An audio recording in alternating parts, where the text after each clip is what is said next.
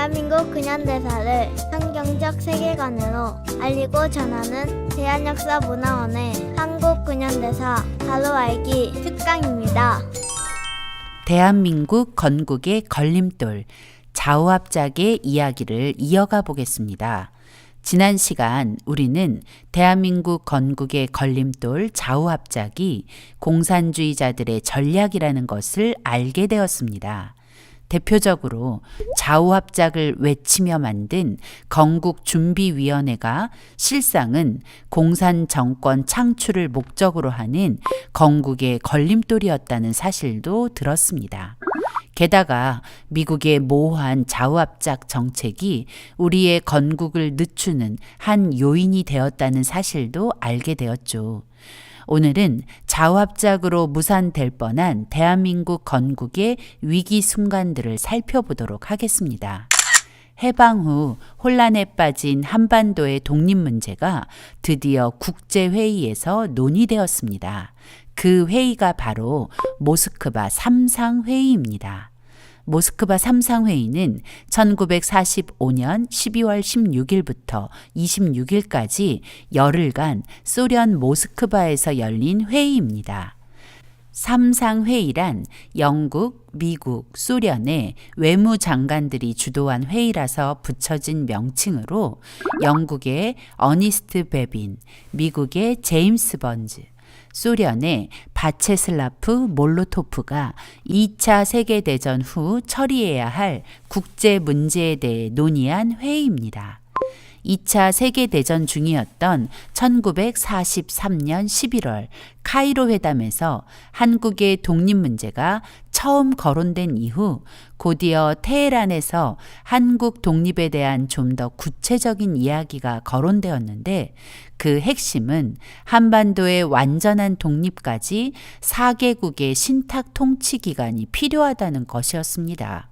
소련은 테헤란 회담을 근거로 모스크바 3상 회의에서 한반도의 신탁 통치를 제안했고 미국도 그 의견에 동의했습니다. 그러나 신탁 통치의 실행 방법과 절차를 논의하는 과정에서 미국과 소련은 서로 다른 입장을 취하며 충돌하게 되었습니다. 미국은 소련에 의해 분단된 한반도의 분단 상황부터 원상 복구되어야 한다고 주장했습니다. 현재 둘로 갈라진 한반도의 행정을 하나로 통일한 후 네 나라가 5년에서 10년 동안 신탁 통치를 하면서 한반도의 완전한 독립을 추진하자는 것이었죠. 그러나 소련은 한반도의 행정 통일과 분단 정지 등 모든 문제를 미소 공동위원회를 구성하여 상의한 후 그 결정에 따라 처리하자고 주장했습니다. 소련의 주장대로라면 미소 공동위원회에서 미국과 소련이 합의하지 못하면 한반도의 분단 상태는 계속되는 것이었습니다. 미국이 소련의 강력한 주장에 마지못해 동의하며 한반도에 미소 공동위원회를 설치하여 미소 공동위원회의 결정에 따라 한반도에 임시정부를 설치하고 5년 동안 신탁 통치를 통해 한반도의 독립을 도모한다는 결정을 내렸습니다. 신탁 통치 소식이 한반도에 들려오자 이승만 박사와 김구 선생을 비롯한 우익 진영은 신탁 통치를 강력히 반대했습니다. 더구나 임시정부를 구성하는 문제에서 좌우합작 임시정부를 구성한다는 것은 도저히 받아들일 수 없는 일이었죠. 모스크바 3상 회의를 통해 미소 공동위원회가 결성되고 좌우합작 임시정부의 이야기가 오고 가자 이승만 박사는 좌우합작과 신탁통치 반대 운동을 펼치며 1946년 4월 15일부터 영남 지역을 시작으로 전국 유세를 시작했습니다. 많은 사람이 신탁통치 반대에 힘을 실었습니다. 좌익 역시 신탁 통치 소식을 처음 접했을 당시 우익과 한 목소리를 내며 신탁 통치를 반대하다가 며칠 후 소련의 지령을 받고는 바로 입장을 바꿔 신탁 통치 찬성을 외치며 우익과 대립하게 되었습니다. 좌익 세력에게 선동된 사람들이 신탁 통치 지지에 가담하면서 한반도는 혼란 그 자체였습니다. 모스크바 3상 회의의 결정에 따라 미소 공동회담이 열린 곳은 서울이었습니다. 소련 측 대표단은 미소 공동회담에 참석하기 위해 서울에 왔습니다. 1946년 3월 20일 덕수궁 석조전에서 미소 공동위원회가 시작되었습니다. 이 회담의 가장 중요 쟁점은 신탁 통치를 위한 임시정부를 구성하는 문제였습니다. 소련은 우익이 신탁 통치를 반대하니 우익을 배제하고 신탁 통치를 찬성하는 좌익과 좌우합작 세력만으로 임시정부를 구성하자고 주장했습니다. 그러나 미국의 의견은 달랐죠. 아무리 우익이 신탁 통치를 반대한다고 해서 배제시킨다는 것은 말이 안 된다며 우익과 좌익이 모두 포함되는 임시정부를 구성해야 한다고 주장하며 결론을 내리지 못한 채 다음 회의로 결정이 미루어졌습니다. 미소 공동회담이 한반도 공산화를 위한 소련의 공작임을 확신한 이승만 박사는 영남 지역 유세를 마치고 호남 지역 유세를 시작하면서 6월 3일 전라북도 정읍에서 자유민주주의 수호를 위한 결단, 정읍 발언을 하게 됩니다. 이승만 박사는 남한만이라도 임시정부나 위원회를 조직하자고 호소했습니다. 또 북조선 임시인민위원회에 대응하는 과도 정부를 세워 북한 지역에서 소련군, 공산군을 몰아내고 통일 정부를 구성해야 한다고 했습니다. 이미 북한은 소련에 의해 공산화가 끝난 상황에서 좌우합작 임시정부를 만든다는 것은 남한마저 소련의 재물이 되는 것이었고 북한을 소련의 소나기에서 건져낼 기회조차 잃는 것이었기 때문에 이승만 박사는 남한도 자유민주주의 체제의 정부를 구성한 후 북한을 구원해야 한다고 말하는 것입니다. 그러나 오늘 우리는 그 당시의 상황도 제대로 파악하지 않은 채 이승만 박사의 정읍 발언을 남북 분단의 원흉으로 오해하고 있습니다. 분명한 것은 남북 분단의 원흉은 소련과 그 추종 세력 김일성이었다는 것이 역사가 말하는 진실입니다. 소련의 속내가 한반도 공산화였기 때문에 미소 공동회담은 애초에 결론이 날 수 없는 회담이었습니다. 미국은 더 이상 미소 공동회담이 의미 없다는 것을 깨달았고 1947년 9월 17일 한국의 독립문제 해결을 유엔에 맡기기로 했습니다. 유엔은 미국의 요청을 받아들여 1947년 9월 23일 한반도의 독립 문제를 의제로 채택하였고 소련은 기다렸다는 듯이 미소 공동위원회 결렬을 선언했고 미소 공동회담은 그렇게 막을 내렸습니다. 1947년 9월 23일 유엔의 의제로 채택된 한국의 독립 문제는 9월 28일 유엔 총회 정치위원회에서 본격적인 심의에 들어가 미국 측 결의안과 소련 측 결의안이 열띤 경합을 했습니다. 미국 측 결의안의 핵심은 한반도에서 국회의원 선거를 실시해 정부를 구성하도록 돕자는 것이었고 소련 측 결의안은 한반도 문제는 한국 사람끼리 해결하도록 하고 외국 군대, 즉 미국과 소련은 한반도 밖으로 철수하자는 것이었습니다. 언뜻 들으면 소련이 더 우리를 존중하는 듯 보이지만 소련의 이 말은 새빨간 거짓말이었습니다. 소련은 절대 북한의 공산화를 멈출 생각이 없었고 미국이 한반도에서 철수하자마자 소련은 압록강을 건너 다시 들어올 계획이었던 것입니다. 1947년 11월 14일 유엔 총회는 미국 측 의견이 대거 반영된 결의안을 채택하고 표결에 붙여 한반도의 독립을 위해 남북한 단일 선거를 실시하기로 결의하였습니다. 결의 내용을 잠시 살펴볼까요?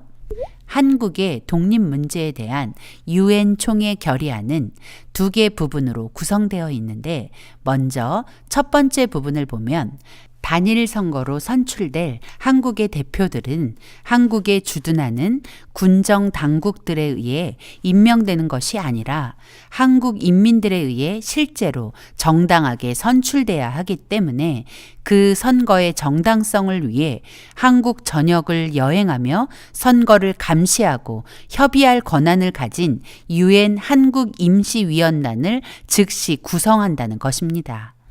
결의안의 두 번째 부분에서는 선거를 감시하기 위해 한국에 파견하는 한국임시위원단은 총 9개국, 오스트레일리아, 캐나다, 중국, 엘살바도르, 프랑스, 인도, 필리핀, 시리아, 우크라이나 공화국의 대표로 구성한다는 것과 한반도에서 시행될 선거의 방식은 성인 보통 선거제에 기초하여 비밀투표 방식에 의해 실시될 것이며, 선출된 대표들로 국회를 구성하고 한국의 독자적인 정부를 수립하는 것을 목표로 한다는 것입니다. 또 선출될 대표들의 수는 각 선거구의 인구 비례로 선출한다는 것이며, 이 모든 선거는 한국임시위원단의 감시하에 실시되어야 한다는 것입니다. 그리고 선거가 끝나고 국회가 구성되고 정부가 구성되면 정규군을 조직하고 정규군에 포함되지 않는 모든 군사단체 및 준군사단체들을 해체하고 남북한의 군사령부 및 민정당국으로부터의 정부의 기능을 인수하고, 가능하다면 점령군들은 90일 이내에 빠른 시일 내에 남북한으로부터 완전 철수하도록 한다는 것입니다. 그리고 선거감시위원단은 자기들의 활동을 통해 내려진 결론들을 유엔 총회에 보고하고, 만약 문제가 있을 경우 남북 단일 선거에 관한 문제들을 유엔 소총회와 협의할 수 있다는 것이죠. 유엔 총회에 남북 단일 선거 결정이 전해지자 남한 내 거의 모든 정치 세력들은 기대에 부풀었습니다. 해방 후 2년이 지나도록 온전한 독립을 이루지 못한 상태에서 이제야 독립된 정부가 구성되는구나 라는 생각을 하니 감격스러웠을 것입니다. 우익 진영에서는 유엔 총회의 남북 단일 선거 결의가 발표되자마자 유엔 결정 감사 및 선거 촉진 국민대회를 개최하기도 했습니다. 그러나 북한은 단일 선거 결사 반대를 외치며 유엔의 결정을 받아들일 수 없다며 반발했습니다. 그런데 남한에서도 심상치 않은 기류가 발생했습니다. 이승만 박사는 남북 단일 선거를 해서 정부를 구성하고 한반도에서 소련을 몰아내자며 유엔의 결정을 환영한 반면, 이제껏 이승만 박사와 한 목소리를 내던 김구 선생은 남북 단일 선거를 반대한다며 북한 편을 들기 시작한 것입니다. 북한과 소련의 단일 선거 보이콧 상황에서 남한만이라도 선거를 하자고 주장한 이승만 박사의 의도는, 북한은 이미 소련에 의해 공산화되었으니 남한도 선거를 통해 자유민주주의 정부를 구성해야 북한을 소련의 소나기에서 건져내 통일된 정부를 구성할 수 있다는 것을 염두에 두었기 때문입니다. 그러나 김구 선생은 북한의 상황을 제대로 파악하지 못하고 북한과 분단되는 것만을 염려했던 것이죠. 이승만 박사는 공산주의와 공조는 있을 수 없는 일이라고 강력하게 주장하며 남북 단일 선거를 독려했습니다. 이 박사는 공산주의가 얼마나 무섭고 악랄한지 잘 알고 있었기 때문에 하나님께서 주신 꿈, 하나님의 말씀대로 통치되는 거룩한 나라의 건국을 위해서는 공산주의와의 연합은 절대 용인할 수 없었습니다. 그러나 김구 선생은 체제야 어찌되든 통일만 하면 된다는 생각에 빠져 통일된 나라의 건국을 위해서는 공산주의와 손잡는 것이 문제가 안 된다는 입장이었던 것이죠. 그리고는 자신이 이 문제를 해결해 보겠다며 1948년 4월 19일 38선을 넘어 북한으로 김일성을 만나러 갔습니다. 김구 선생은 북한에 가서 김일성과 430 공동선언을 했습니다. 이 선언의 핵심은 선거를 절대 안 할 것이고 한반도에서 외국 군대, 미군 철수를 하기를 강력히 주장하고 우리 민족끼리 잘해보자는 것이었습니다. 즉, 북한과 손을 잡고 좌우합작의 길을 가자는 것입니다. 북한에 간 김구 선생은 공산화된 북한의 실상을 보았고 지금 당장이라도 북한이 남한을 침략한다면 남한은 완전히 망하게 될 것도 알게 되었습니다. 그러나 남한으로 돌아온 김구 선생은 북한의 실상에 대해 그리고 공산주의에 대해서도 그 어떤 말도 하지 않았습니다. 김구 선생은 한반도의 위험을 보았으면서도 그 위험을 경고하지 않은 무책임한 사람이었다는 것이 씁쓸한 팩트입니다. 김구 선생의 침묵은 언젠가는 반드시 재평가되어야 할 것입니다. 그러나 그런 일은 지금도 여전히 진행 중입니다. 2000년 6.15 공동선언이나 2007년 14 남북 정상선언은 절대 연합할 수 없는 적과의 연합이었습니다. 연방제 통일은 대한민국을 공산주의의 제물로 바치는 적화 통일이라는 것을 정말 저분들은 모르고 있었는지 묻고 싶습니다. 그리고 지난 정권의 판문점 선언 역시 김구 선생의 430 선언과 같은 적과의 연합, 적화 통일을 찬성하는 가짜 평화 협상이었다는 것을 잊지 말아야 합니다. 우리나라는 자칫 잘못하면 건국도 하기 전에 공산화되어 대한민국이라는 이름도 가지지 못할 뻔했습니다. 그 당시 상황으로 본다면 공산주의 나라가 되지 않은 것이 신기할 정도입니다. 이승만이라는 깨어있는 하나님의 사람이 공산주의와 연합하려는 좌우합작을 철저히 반대하며 막아선 결과 우리가 오늘 이 자유를 누리고 있다는 것에 감사해야 합니다. 대한민국 건국을 방해한 좌우합작은 그럴듯해 보이는 신기루에 불과했습니다. 그런데 지금도 좌우합작에 대한 삐뚤어진 기대감이 대한민국에 가득 차 있습니다. 우리는 과거 대한민국 건국 전 3년의 역사를 통해 절대 연합할 수 없는 적들과 연합하려는 모든 시도를 끊어내야 할 것입니다.